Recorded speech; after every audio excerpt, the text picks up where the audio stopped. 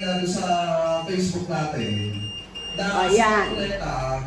basta nagsasalita pero hindi niya Video pinag-iisipan. ng Kasi healthy living niya everyday na ginagawa niya. Warm up. Pagdinig mga kababayan, Habang nakikinig ng balita. Ngayon, nung pinundi na siya mga kababayan sa Warm up muna. Walking. sa industrial Treadmill. media mga kababayan, bigla siyang Yan. nagsalita. Yan ang kanyang araw-araw na ginagawa. Yan. Kaya hindi na umubra yan. Isang oras yan. Sa mga taga-media. Yan, ang laki ng muscle, oh. Ah, yummy. Humingi na siya ng pasensya Yummy. sa mga taga-media dahil po sa mga nasabi niya. Oh, yan, roller naman. Roller naman ang gagawin niya. Oh, kita nyo, oh, 57 years old. Kayang-kaya. Oh. Yan nag-exercise siya para nga naman pagkuha niya ng pensyon, malakas pa siya. 3 years from now, kukuha na yan ng pensyon. Yabang. Oh, walang maintenance yan. Wala yung gamot, vitamins lang.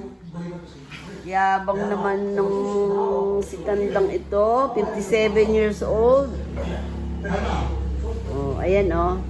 Kayang-kaya niya, mamaya, magbubuhat niya ng ganyang kabigat. Oh, ayan oh. See? Ano siya disiplinado. Kahit sa pagkain.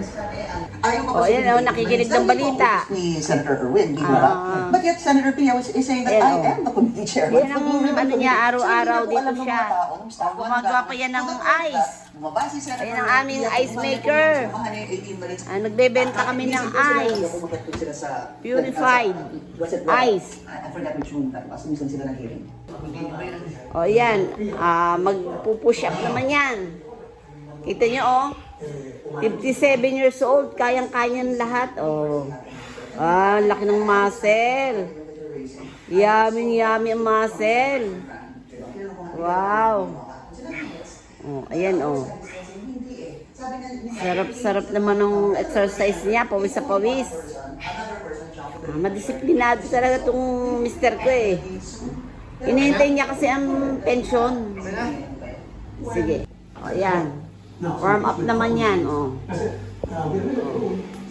Yan yun naman, Ito yung susunod naman, naman bubuhatin yan.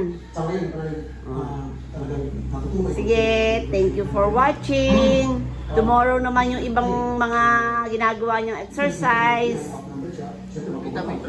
Ayan, pakita ko raw braso. Sus ko po.